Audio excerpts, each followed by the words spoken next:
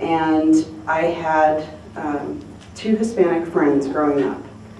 And one of them came from a Catholic family from El Salvador, and the other Dominican. And the Dominican family joined the church to feel acceptance. And the friend of mine that was from El Salvador, they never joined the church, but she did later when she was, I think, 19, finally. And I would usually try to get her to go to church, and I felt like a good little missionary. But one day, I told her that her parents weren't going to make it to heaven because they were Catholic. And she kind of felt bad about that. But she still joined the church, so it's kind of a good thing, I guess. I don't know. It's kind of a funny story. We joke about it now. But, and with my children, I have 4 children, and we live in Orem. I try to teach them that differences are okay, and I try to respect the Mormon culture as well. If we have people who come over and they say something that they don't know about, or they want to say a prayer before we eat, you know, I tolerate their values as well as I would expect them to tolerate mine.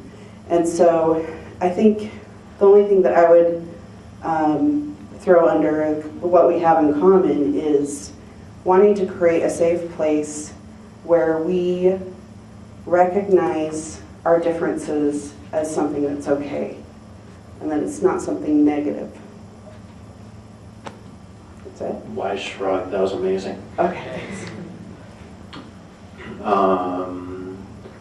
I guess I'll go yet again. I have a couple things. Actually, first a confession. First and foremost, I have wronged many a Mormon ever since my ex-mormonism, or whatever you want to call it. I really have. I remember on Facebook, and you can still go back and look at it, because I don't like to cover my tracks. I'm an open book, as you can tell. That I just posted very direct at Mormons, and actually rather, what's the word? It was quite labeling. What is a better word for that? It was like an umbrella, like Mormons are stupid. Like I actually said that in one or more comments. I'm not even joking. And for that, I must say, I am honestly sorry if I ever hurt any human being, regardless of Mormonism or non-Mormonism, Buddhist, Islam, ever again. Because, frankly, I found that really is not the way for me to find happiness and to make a better change in the world. Just saying, this is wrong with you, this is what I think is wrong with you. Actually, it was more like it. And again, this is why I came and created this discussion group, so that we can discuss rather than, point fingers.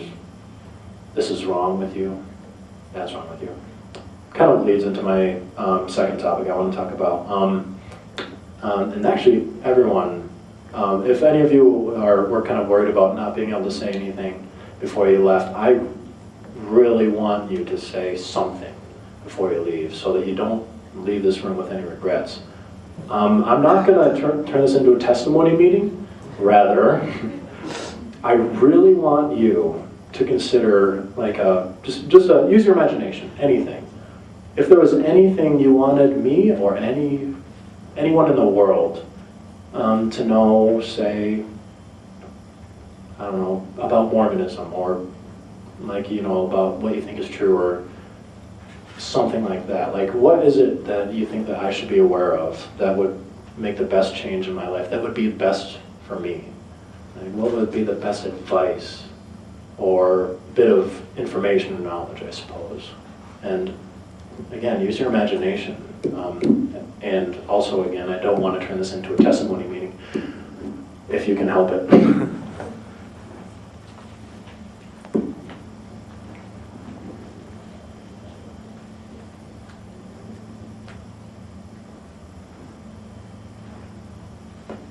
Thanks.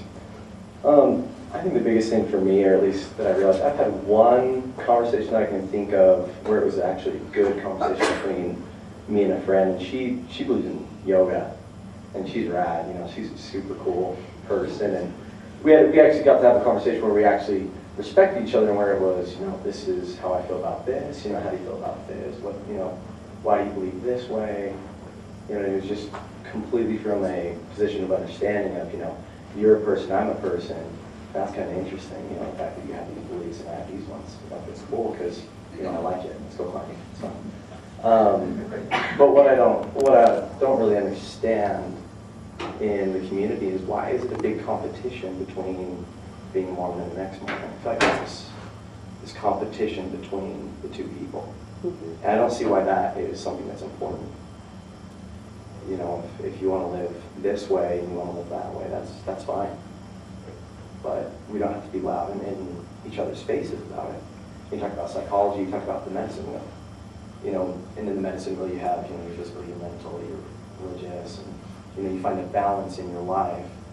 And if everybody is more focused on people being happy, you know, if I want to be Mormon, I want to believe in something that you don't understand, that's fine. You know, it's not a competition of whether who's right and who's wrong. If your main focus is on being happy, be happy. And if you are happy with your choices in life and they're not my beliefs, I'm happy for it. It's cool. But the big important thing is that we respect each other. I think that respect and communication is something that people lack. You lack tact in the way that you approach somebody about what they believe. If there's something that you should, you know, get better at, it's looking at that person as a human being, not as an object or a person that's part of an organization. So I think that that competition between the two, that's what needs to be eliminated. If you ever want to understand somebody for, you know, who they are. So respect each other, get rid of that. If I could add something to that really quickly, since this is a Martin Luther King celebration, and what you're talking about as far as how dialogue is so important. If I can find the quote, I'm sure most of you have heard this.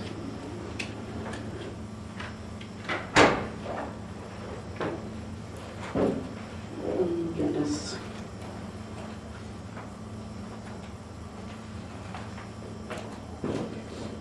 That Martin Luther King said, "In the end, we will remember not the words of our enemies, but the silence of our friends." And that's one of my favorite quotes of his. And I think that that's what Danny is trying to do here, and that we both recognize, is that the silence breeds tension. And along with, you know, our psychological response to something that is different, we have that fight or flight reaction. And because most of, at least Utah Valley culture, I wouldn't say all Mormon culture, but mainly in Utah Valley culture, there's this tendency to be very passive in our communication.